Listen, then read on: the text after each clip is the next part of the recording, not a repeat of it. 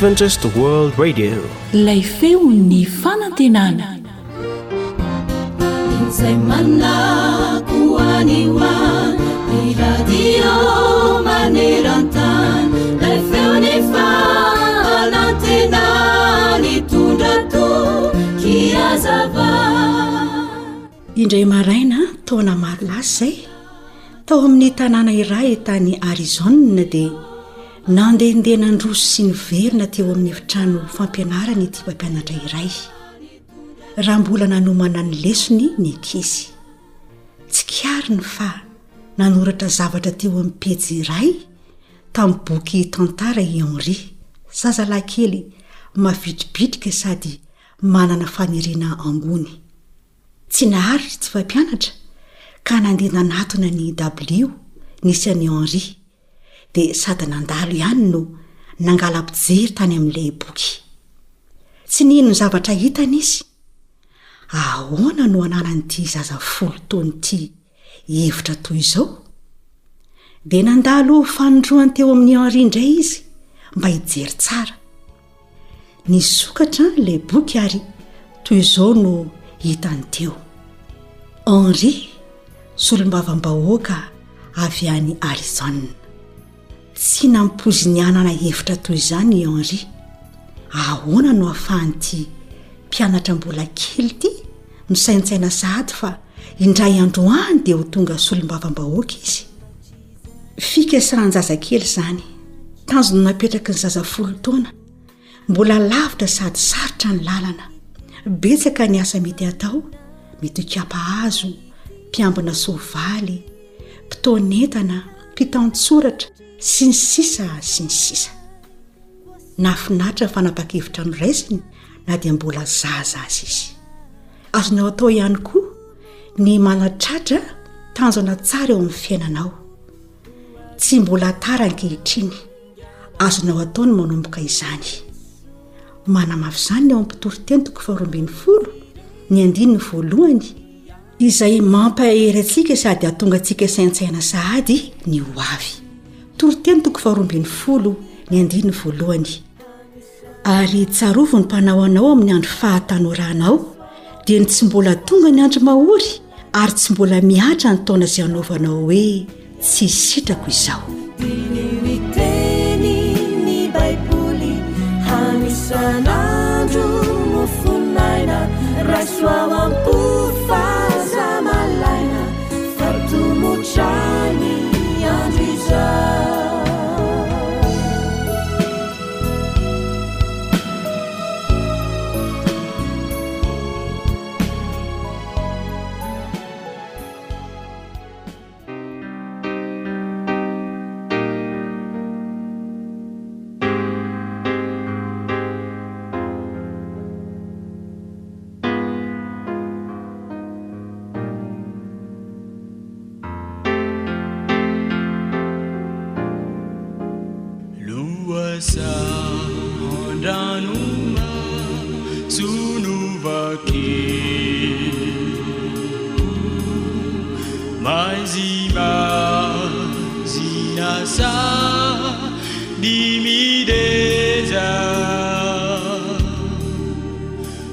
Tantana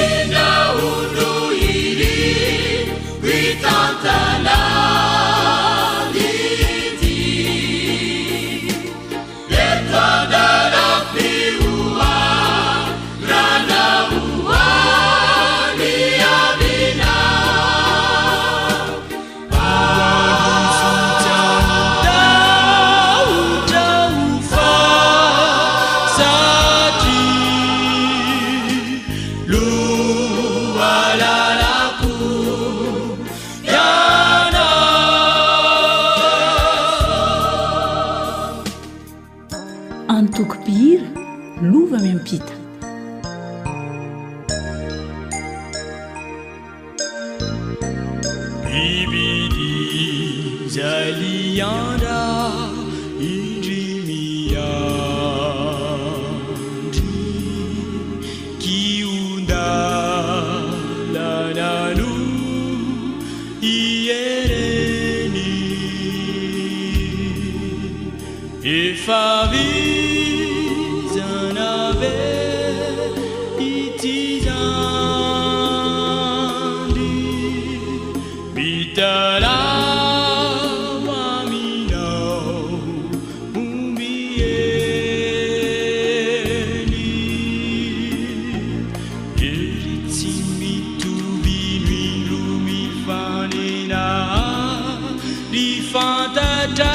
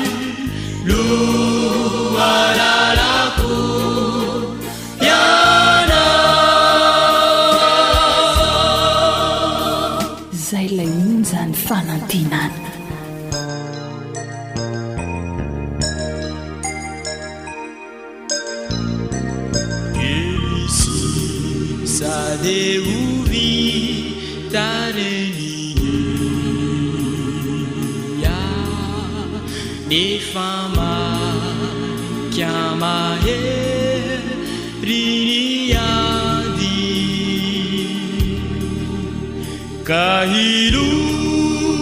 fikave sanatia imana kiure sidiafadi bila heri miamitumbu isanalua viamina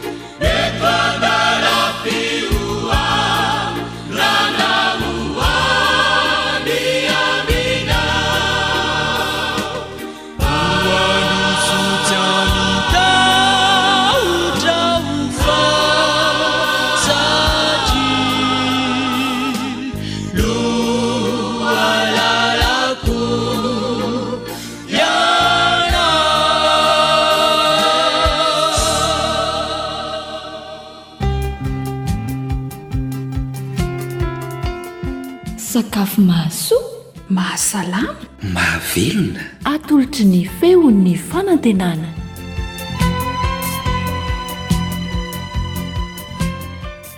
ny onjam-peon'ny feon'ny fanantenana ihany zao renesinao zao miaraka amin'ny fanjaniaina n'olotra ny fomba fikarakarana sakafo iray ho anao eto miaraka amin'ny Samuel isahana ny lafin'ny teknika minofinaritra ary sonambo na firapay atao karepoka izay indray no sakafo karakaraintsika eto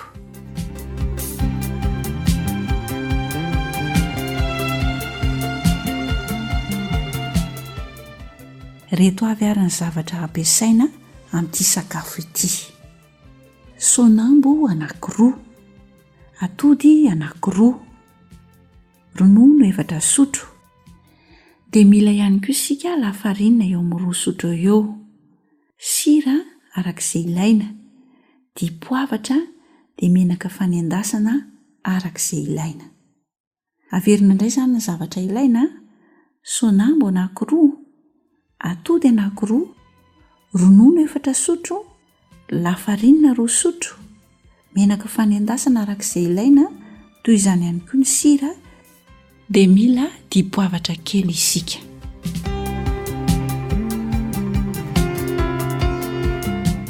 Rehefa avonina ny zavatra rehetra dia ndao hiroso amin'ny fikarakarana indray ary isika. Voalohany indrindra dia andrahoina ny rano misy sira aloha ny sonambo na ny firapay. Rehefa masaka izy dia potsipitsehana, atao malemy tsara izany. Dia araraka ao amin'iny sonambo efa voapotsika iny ny ronono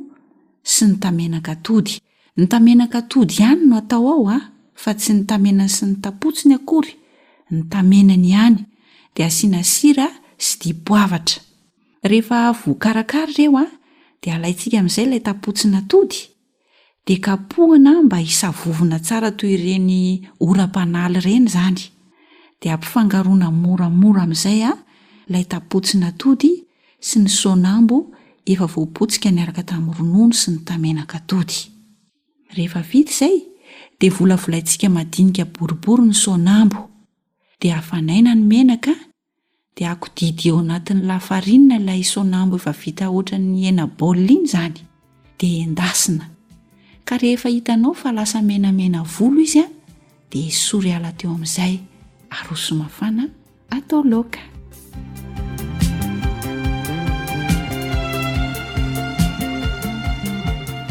Aleo averina indray ny fomba fikarakarana ary tsotra dia tsotra ny fikarakarana ny sonambo karepoka na ny firapay ho isika. Andrahoina amin'ny rano misy sira ny sonambo, andrahoina masaka izany. Dia rehefa masaka izy dia potsipotserina mba halemy tsara. Dia araraka ao anatin'iny sonambo efa voapotsitra iny ny ronono 4 sotro. Dia alaitsika ny atody anankiroa, dia sarahana ny tamenany sy ny tapotsiny, ka ny tamenany no afangaro tamin'ilay sonambo voapotsitra nisy ronono. Dia asiantsika sira sy dipoavatra. Rehefa vita izay dia alaitsika ny tapotsina atody, dia kapohana mba hisavovona tsara toy ireny lasa ohatran'ny oram-panaly ireny. Dia avy eo ampifangaroana moramora tamin'ilay sonambo nokarakaraina teo aloha. Volavolaina madinika hanana endrika boribory ny sonambo, dia akodidy eo anatin'ny lafarinina, izay izany ny ilana n'ilay lafarinina 2 sotro. Rehefa mafana ny menaka dia endasina amin'izay ny sonambo. Ka rehefa hitanao fa menamena volo izy dia aroso mafana.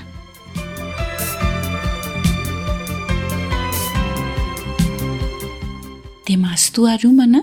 antenaina fa hikarakarana izay sonambo atao karepoka izay indray ianao amin'ny fotoana tokony hanaovana izany. Mandra-peo nareo.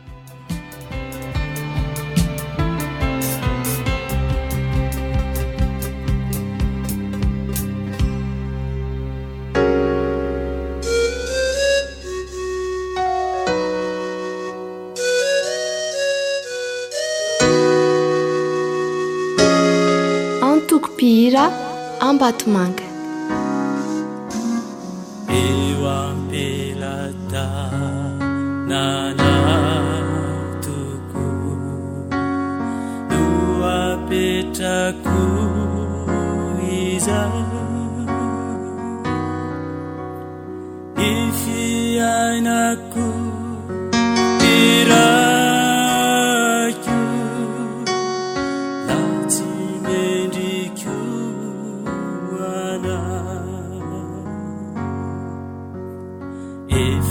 fantatra ny amiko tsy miafina mina na mipetraka dia hitana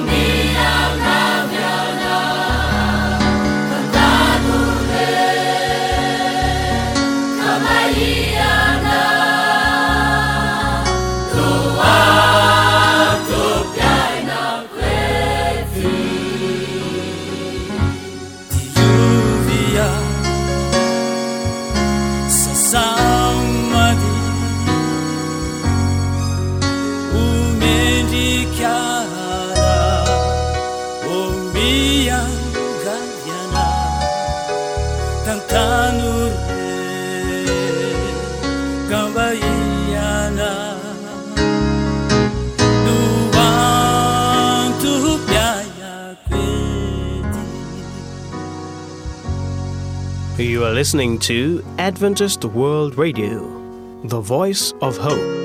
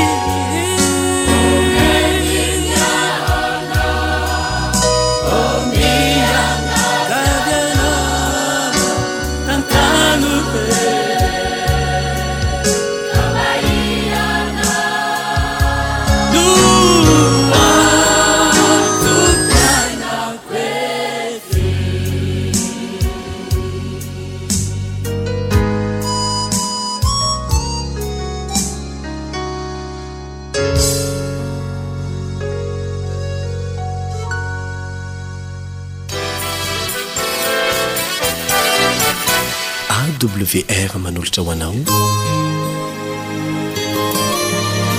feo ny fonantena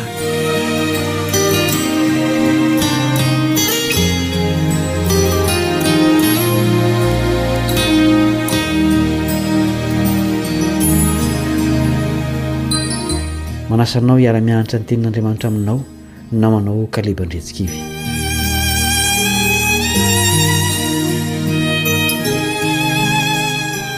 Efatra amin'ny elabe no nisian'ny aretina tsy sitrapanafody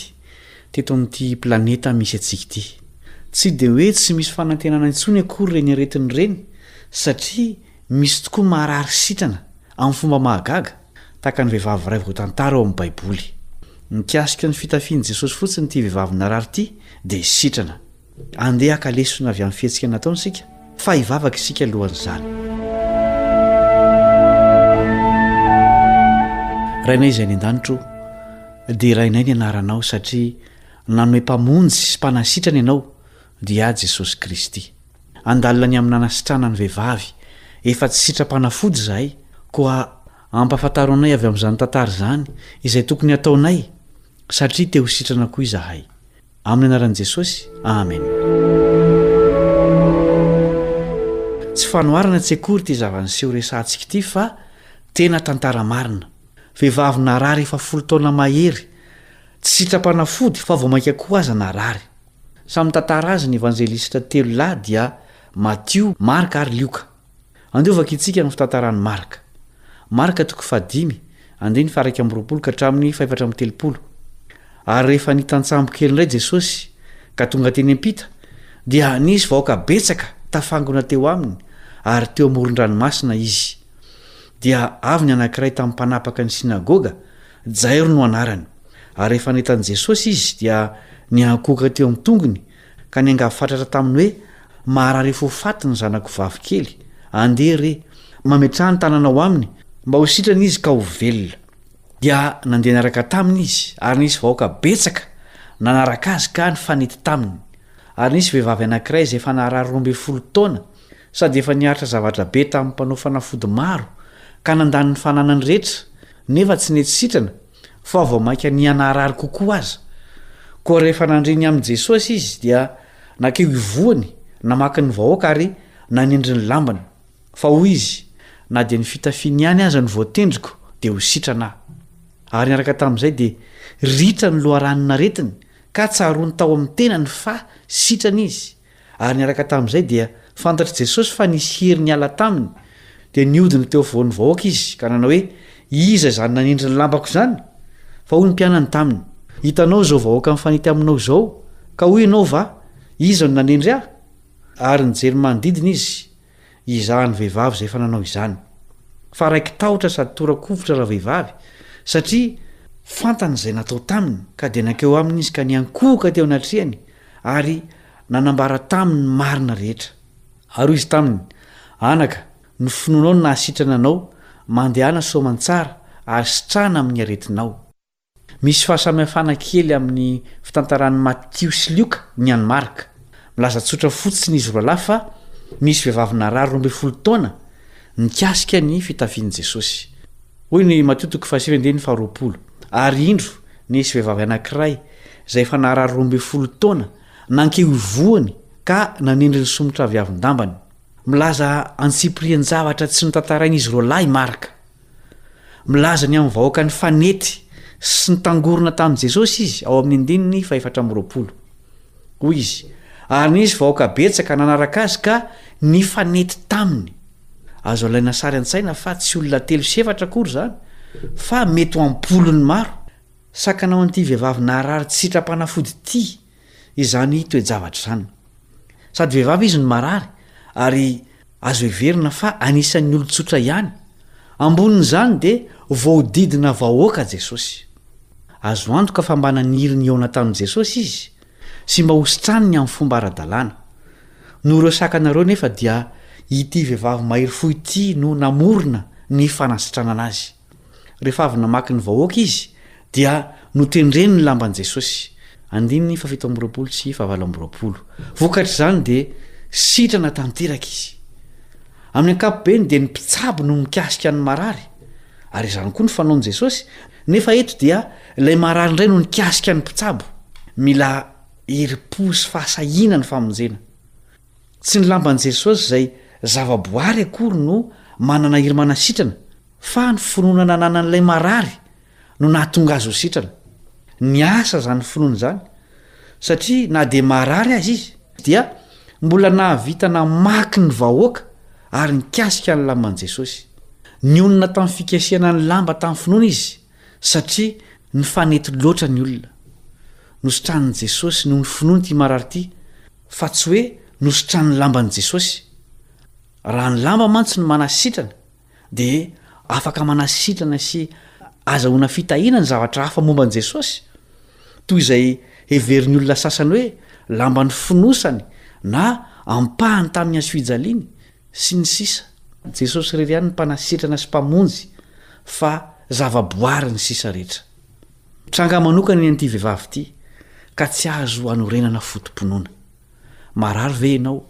aretinara-nofo ara-panahy ara-piarahamonina areti-pahotana ka sio ny akanjo-pahamarinan'i Jesosy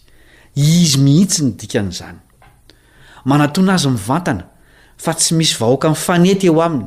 azonao atonina amin'ny fotoana rehetra izy malalaka ny lalana makeo aminy ary azo antsoina amin'ny fotoana rehetra izy tsy misy zavatra na olona nitendreny ho mpanelanelana aminy sy aminao mety ho lasandray-mankafa manko ireny zavaboary ireny ka mety isolo ny toeran'ny mpamonjy mazava ny teniny manao hoe aza manana andray manikafa fa izaho ihany tsy niandro fanasitrana nyity vehivavy ity fa nanapa-kevitra ny hositrana satria nanatona ny loharano ny fiainana izy dia Jesosy ny aretina tsy sitrapanafody izay mahazo antsika rehetra dia ny fahotana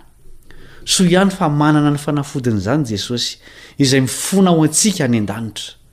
tsy aretina ara-nofo no mety averentsika fa io aretina ara-panahy io tena sitrana antsika alohan'ny niverenany Jesosy miantso asy ianao izy iatoraka eo aminy iaiky sy bebaka amin'izany aretina mahafaty zany mazava ny asa ataony any an-danitra hoy ny Hebreo 7:5 koa amin'izany dia mahavonjy tokoa izay manatona an'Andriamanitra amin'ny alalana izy satria velona mandrakizay anao fifonana ho azy zao koa no antoka ny amin'ny fanasitranana an'io aretin'ny fahotana io Jaona 1:7 raha miaiky ny fahotantsika isika dia mahatoky sy marina izy ka mamela ny fahotantsika sy manadio antsika ho afaka amin'ny tsy fahamarinana rehetra ny fahasitranana amin'ny fahotana no loharanony fahasitranany ny aretina rehetra izao no androm-pamonjena sy fanasitranana ko andeha isika anatona an'i Jesosy ampinoana mba ho sitraniny hivavaka isika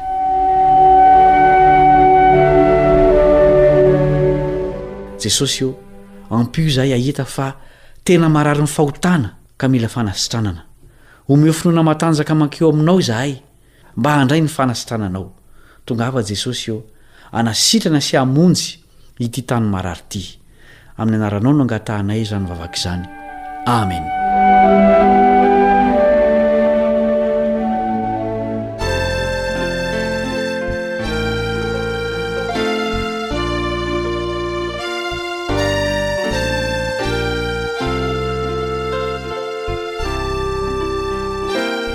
Harlanto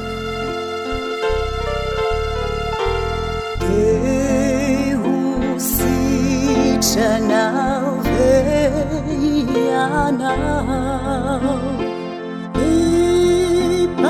ipamonzi miteny aminao tehu sitrana veiana manatuna ziza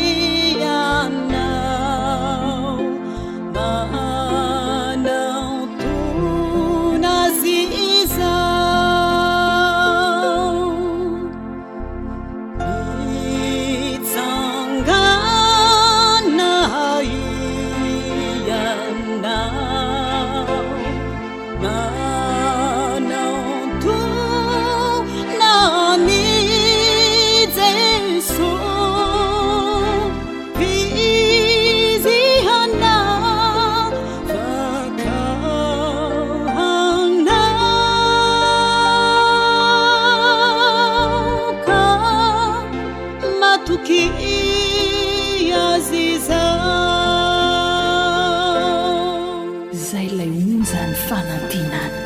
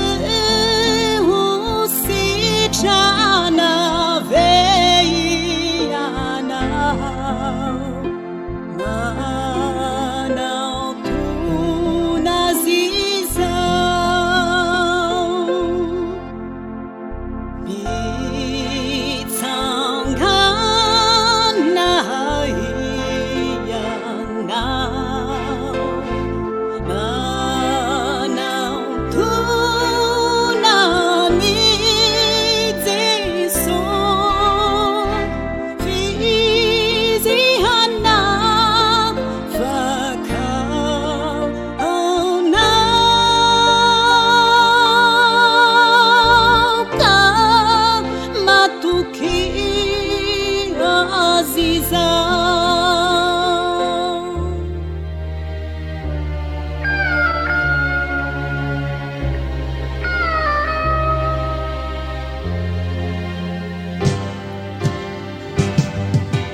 feon'ny piaino feon'ny piaino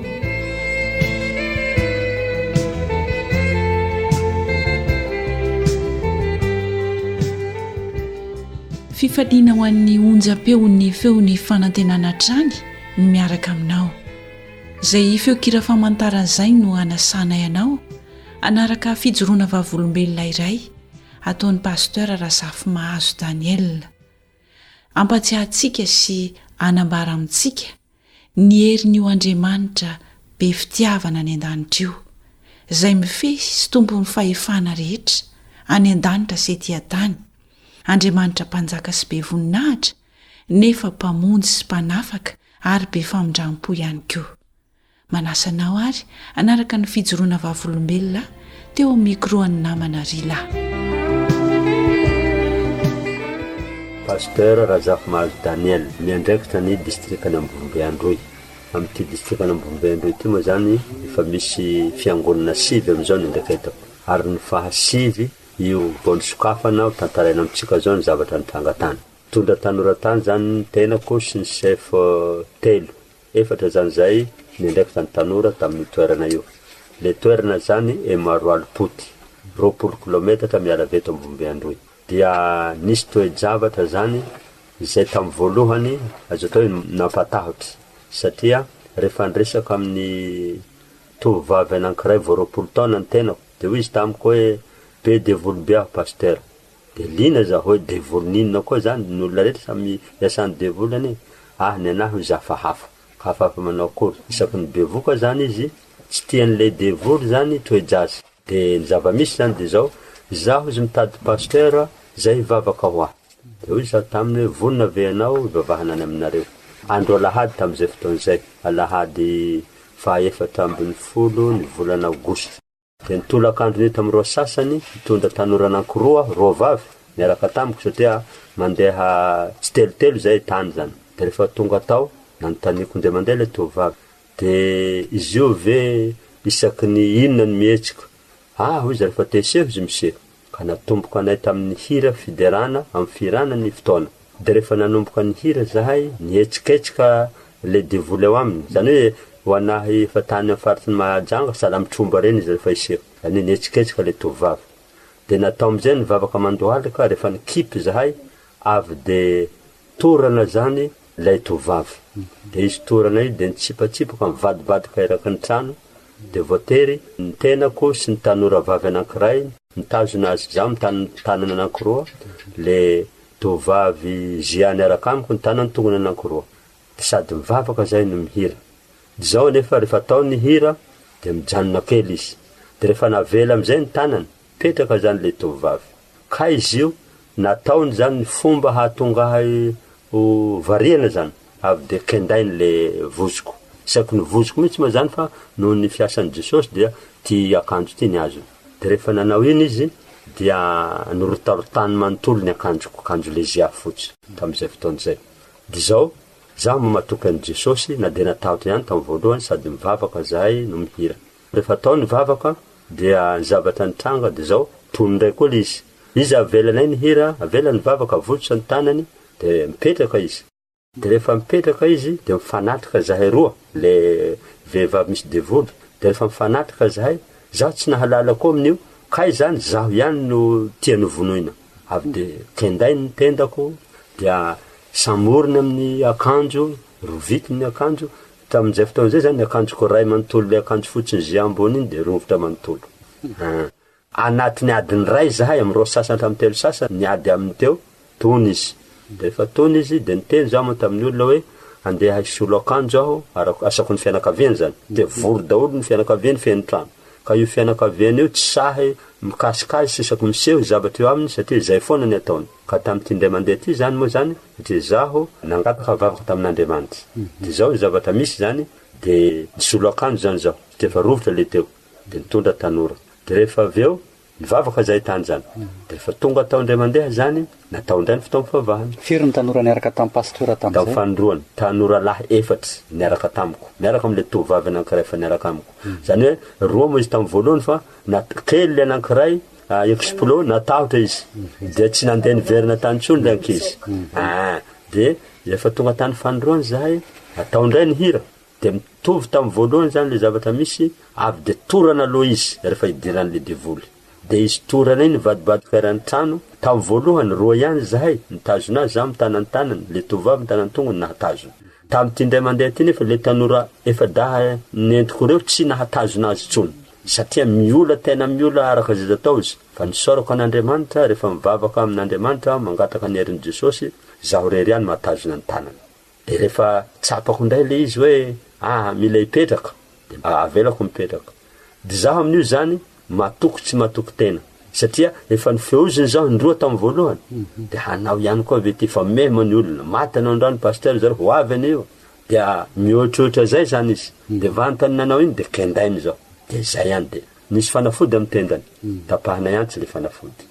de rehefa nihetsika izy fanroany de misy fanafody aty amin'ny valahany aty dia le devoly mihitsy ny tsapatsapainy anatin'ny akanjony izy idiran'ny devoly zany nitosany le fanafody zany nanomboka teo zany zay resy lahatra hoe anomboka ho resy ty devoly ty satria izy tenany mihitsy zany nanafaka ny anankiray taty amin'ny valahany farany moa zany amin'ny 5 sasany tamin'io andro alahady io nijanona ny raha de hoy zaho taminazy hoe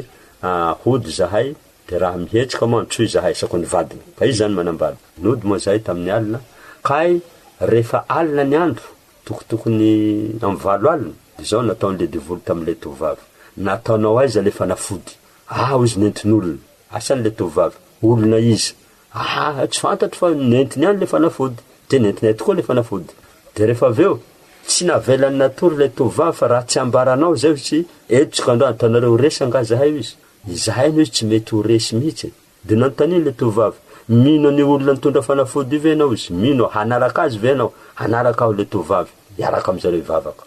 latsinainy maraina nisy namangy tany moa zany izy natory izy amin'ny maraina satria tsy natory tamin'ny alina de voatery tolakandro am'roa zahay niverina ndray latsinainy taorinany iny de rehefa tonga tany zahay latsinainy tolakandro am'roa de atao koa le fanompom-pivavahana mbola nitranga ihany le toe-javatra torana izy safotra hoe ny maha olombelona azy zany miala fa le herin'ny devoly miasa ao anatiny ao de amin'ny tsipatsipaka eran'ny trano tazominay de nisy tovavy zany efa nisy tromba taloha nanontany azy de niaraka tamiko zany de anontaniany izy ianareo ngao izy firy ianareo ato 20 zahay devoly ato aminy izy de rehefa vita iny resaka iny de eo izy eo rehefa mipetraka zay izy maty hahatsiaro tena zaho zany mihevitra azy mahatsiaro tena fa ny olona mahatsapa io ny mba tsy mahatsiaro tena pasteur de zao nataoko avelaonareo zaho fa manana Jesosy zahay ngataka amin'Andriamanitra de mifanatrika koa zay mipetraka andro faharoa io latsinainy de mitovy tam'le omaliny iny ihany kendainy koa tsy avelany mihitsy fa nisorana n'Andriamanitra omeny Jesosy ery aho nakely vatana zao de mitazona ny tanany de voatazoko tsara ny tanany fa votsakely izy de ny akanjoko ndray koa nyrovitiny akanjo faharoa nanaovako tamin'ny alatsinainy io de rovotra manontolo le akanjo eo zaho zany nanomboka natahotra saingy natoky aho fa manany herin'i Jesosy de zao manontany tsikelikely zareo piresaka aminy hoe firy anareo sisy de 7 izy tavela de aveo antanina izy de farany 3 ary ny farany lasa tanteraka de niteny am'le tovavy misy azy izy hoe zahay io zandehanany ranomasina fa resy zahay tamin'ny andro alatsinainy de rehefa nivoaka tanteraka izy nipetraka le tovavy nagaganay tamin'io fa nisy tanora zany laza hoe hario daholo ny fanafody ato kay tsy narianjareo ny fanafody ao ny tany le fanafody niravahany ihany nentinay de nitsangana izy mbola misy tromba iny le tovavy nariany daholo le fanafody avy amin'ny ombiasa tao anaty tany ny tapakazo rehetra ny ravikazo rehetra izy mihitsy nidakadaka azy satria le herin'ny devoly fa tsy tian'io tsony fa resy izy de navoaka any an-trano de nentinay tany amin'ny lasy moa fanafody io nidoranay rehefa tonga tany amin'ny lasy satria tokony 500 metra miala amin'le trano zany misy ny lasianay tamin'le toerana zay zany toe-javatra zay tao hoe sorana ny tompo nandresy zahay ary toe-javatra mbola tsy fahitako hatramin'ny vavahanao an'olona misy devoly saky namono ahy fa noho ny fahasoavan'ny tompo nandresy Jesosy zany hoe zany zahay zany namoaka le démonie zany nivavaka tamin'izay fotoan'izay fa tambony 10 aogositra 14 dia ny faharoma zany ny alatsinainy manaraka an'iny 15 aogositra 14 dia satria izy resy lahatra tanteraka izy zany gentilisa tamina olombelona azy anatin'ny 20 taona dia sabata 20 aogositra 14 izy vita batisoman tsara. Ny afatra mba azon'ny pasteur omena ampaherezana zay rehetra menantsika sy mandrehantsika amin'izao fotoana izao ary. Ny afatra azoko atao rehefa misy olona ipetrahany devoly zany voalohany indrindra aza matady fa matokiany Jesosy matokian'Andriamanitra mitoloma mibavaka amin'Andriamanitra engany antsika tsy ho resy ny devoly fa handresy an'io devoly miaraka amin'ny Jesosy ka mamporisika antsika rehetra raha misy olona ipetrahany devoly reny misy tromba sy ny sisa aza matahotra na dia hamono azy reny manana Jesosy tsika mandresitsika.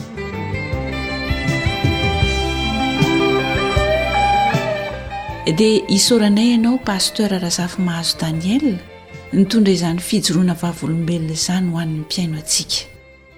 Antenaina fa nampitsiry sy nampitombo ny finoana sy fanantenana tao anatintsika tao ny fanarahana izany teto. Raha misy amintsika mpiaino moa maniry hitondra izara fijoroana vavolombelona mba hampaherezana ny mpiaino namantsika dia raisinay an-tanandroa eto amin'ny onjam-peo ny feon'ny fanantenana izany. Ireto ary ny fomba hafahanao mifandray aminay. Azonao atao ny miantso anay mivantana amin'ity laharana telefônina ity 034 06 797 62 034 06 797 62. Azonao atao koa mifandray aminay amin'ny alalan'ny mailaka na ny email amin'izao adresy izao awrmalagasy@gmail.com awrmalagasy@gmail.com. Azonao atao koa mifandray aminay amin'ny alalan'ny Facebook AWR Malagasy. Misaotra anao sahady. Ny fanirinay dia mba ho ampandrosoantsika tsirairay avy eo am-pontsika tokoa ane ilay Jesosy izay maniry hitondra fiainana sy fiadanana ao antsika. Misaotra anao naharitra ny aina ny fandaharana hatramin'ny farany. Dia ity no nofantenan'ny ekipan'ny feon'ny fanantenana atolotra ao anao ifanaovantsika ny mandrapitafa atao anatin'ity fandaharana feon'ny mpiaino ity. Namanao fanjaniaina no nanolotra izany ho anao teto niaraka tamin'ny Artina ny antsoroka ny lafin'ny teknika. Tompony andraikitra ny fandaharana Elion Andremitanso. Maherezo. Natolony aisanandro ny teniny zay efa nanova ny fiainako vavà nanitsy ny lalako ka nampianatray handeha nanolotray ny famarinana ny fanahy masinako dia narotsany hitarikay ho eo antongony namelona ny afony finona ao anatiko ao hitarikay ho any an-danitra manotrano ny mpamesy satria Jesu tompo eo anilako kanino nahanjoay dia hatoky azy noho ny fahasoavany zay fantatro fanahatoy zao ay dia hoisan'ireo zay olombovonjy Emer Vonjy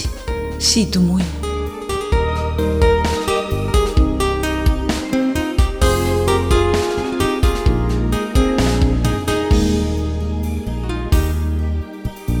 ny fanahy masinako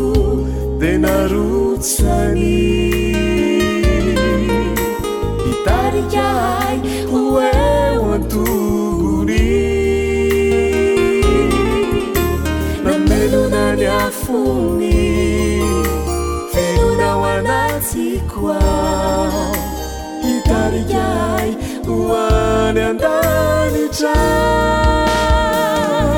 manotrano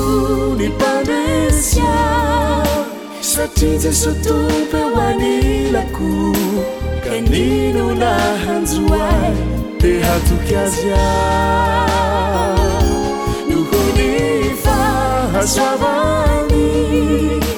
zay fantatro fanahatoy zao ay de hoisan'ireo zay olombovonjy Jesosy no ivombianako lay raha tsy de tsiaharobaka manotrano ny mpanesy zay lay monjany fanantenana anilako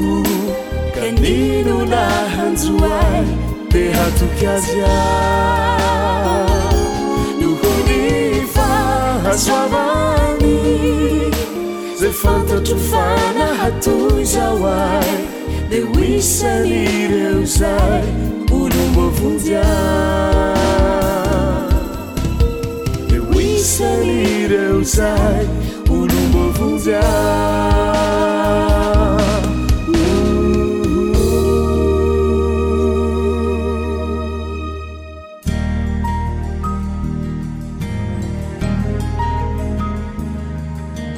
faniteninao no fahamarinana taridalana manokana fianarana baiboly avoaka ny fiangonana advantista maneran-tany iarahanao amin'ny feony fanantenana sy ny departementany sekoly sabata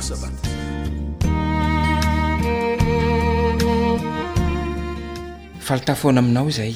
iarabanao amin'ny anaran'ny tompo izany anomenao ny fanahy ny ho mpampianatra anao fifandirana no loha hevitra iarahantsika mianatra amin'izao fiarahantsika eto androany izao zavatra mpitranga tokoa ny fifandirana inona no torohevitra omeny ten'Andriamanitra antsika inona no fitsipika manandanja ampianarana soratra masina antsika ary amin'ny fomba ahoana no anampinjany antsika mba tsy hifanditra amin'ny hafa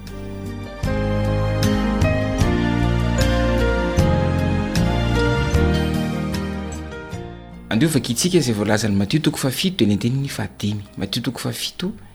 ny andinin'ny 15 ry mpiatsara velatsia esory aloha ny andry eo amin'ny masonao ary amin'izay vao ho hitanao tsara ny any esoranao ny sompikazo eo amin'ny mason'ny rahalahinao vakitsika manaraka ny oabolana 7:20 dia ny andinin'ny 1:20 oabolana 7:20 andinin'ny 1:20 amin'ny aran'i Jesosy ny fahendren'ny olona manindry ny fahatezerany ary voninahitra ho azy ny tsy mamaly fahadisoana mame torohevitra endro antsika ny ten'Andriamanitra ao am-boky ny oabolana ny fiandohan'ny ady dia toy ny manata-drano koa ilaozy ny fifandirana dia ny tsy mbola mifandramatra oabolana 7:20 andin'ny 7:20 milaza an'izay samy mahalala isika rehetra fa sarotra ny mampijanona ny ady rehefa natomboka aleo zany misoroka toy izay mampijanona ny ady milaza amintsika ny Romanina 4:20 andin'ny 7:20 Romanina 4:20 andin'ny 7:20 fa misy zavatra roa azosika atao mba ampitsahatra ny fifandirana voalohany ny fanovana izay tsara indrindra mba ananana fiainana feno fiadanana izay ny voalohany ary ny faharoa dia ny fiezahana anao ireo zavatra mampandroso ny hafa zay zany ny fiarovana mba tsy hisen'ny fifandirana dia amporosiana itsika fa tokony arahantsika ireo fitsipika ireo eo amin'ny fiainantsika raha tiatsika ny aina ampiadanana miaraka amin'ny hafa zava-dehibe indrindra ny koa ny fankataovantsika ireo fitsipika ireo eo anivon'ny ankohonantsika raha toa kosa indray ary ka efa tonga ilay fifandirana efa tonga ny ady inona no azo atao mba ampitsahatra ilay ady voalohana dia apetrao amin'ny tenanao zao fanontaniana izao diso ve a misy fahadisoako ve raha diso ianao a dia ekeo zany mampitony ny fon'ny olona izay tezitra aminao ny fitsoranao ny fahadisoanao manaova dimy enoatra ianao ary eritrereto raha tokony ho nisy ilay fifandirana na tsy. Izao voalazan'ny oabolana ny faindren'ny olona manindry ny fahatezerany ary voninahitra ho azy ny tsy mamaly fahadisoana. Io zany torohevitra faharoentina mampitsahatra ny fifandirana. Voninahitra ny tsy mamaly fahadisoana. Dia antonge samy eritreretra isika. Inona no mety ateraka ilay fifandirana eo amin'ny fiainanao raha toka tsy mitsahatra izany aorinan'ny 3 andro? Dia inona no mety ho fiantraikany raha toka mbola mitohy foana ny fifandirana afaka 5 na 10 taona? Tokatrano firifiry moa no andalo fotoan-tsarotra tokoa tamin'ny lasa noho ny amin'ny olona izay hita ho tsy misy heviny sady bitika amin'izao fotoana izao. Noho izany aza vela hitarazoka ela amin'ny fifandirana. Ity misy zavatra tena manampy azonao atao. Lazao amin'ny olona mahatezitra anao ny olana. Ataovy mazava tsara zany ary aoka izay ihany no resahana. Aza manao teny feno fahatezerana ianao ary aza verina ny olana tamin'ny lasa. Atombohy amin'ny filazana amin'ny namanao sy ny mpiara-miasa aminao, ny zanakao na ny vadinao fa tianao izy ary mihevitra ny fifandraisanao amin'ny lalina tokoa ianao. Rehefa izay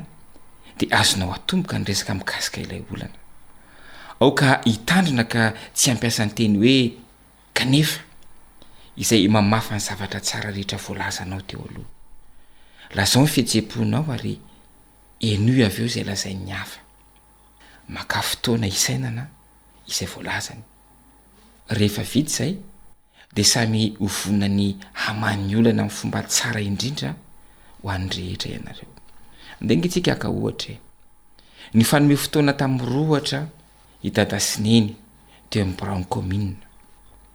Noho ny fahasahiranany nefa dia adininy eny io fotoana io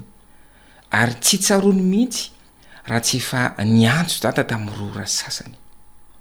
Lalana makeny amin'ny commune nefany mbola misy atsasakadiny.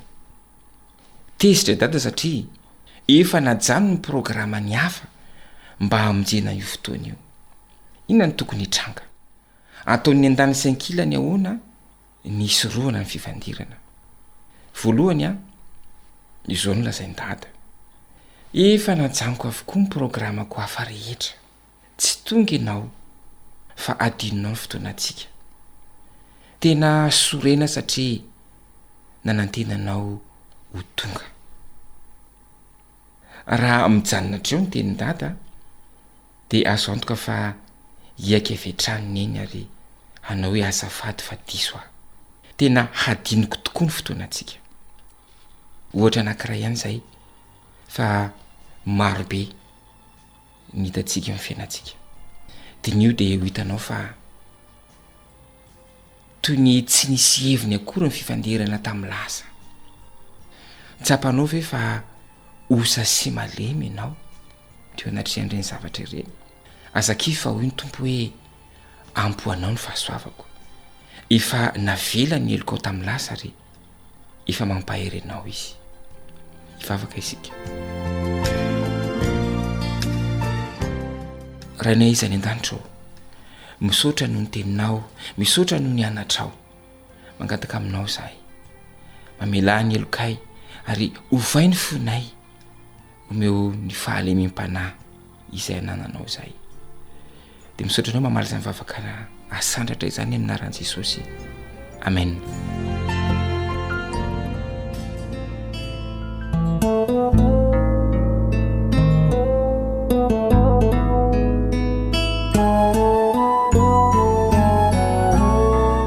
Tarika hiraina. Injao fari indray mandona ao ampo kolalina lay feony tompo miangavy mora ombavoay ny fonaoa ny tanany no mombay mivatsy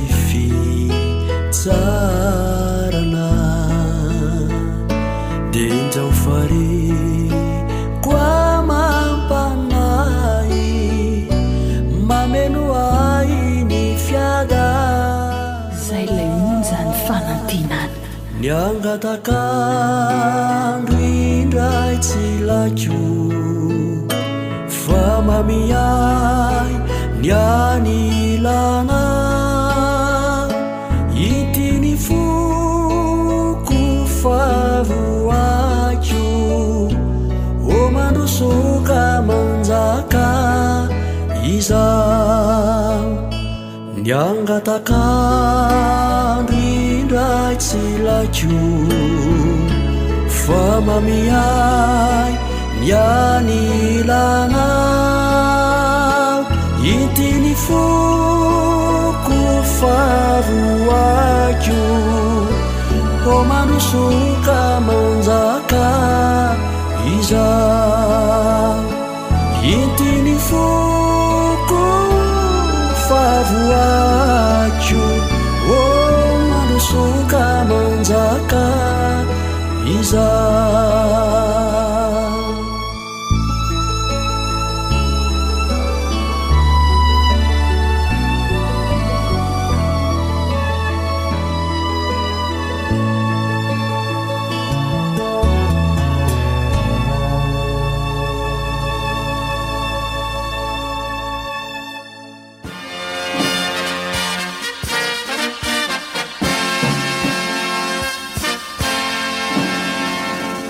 Adventist World Radio, The Voice of Hope. Tapitra treto ny fiarahanao tamin'ny radio feony fanantenana na ny AWR. Azonao ataony mamerina miaino na maka maimaimpoana ny fandaharana anarahanao teo amin'ny fotoana rehetra ilanao azy. Raisoary ny adresy ahafahanao manao izany. www.awr.org. Mandrapitafindray ary.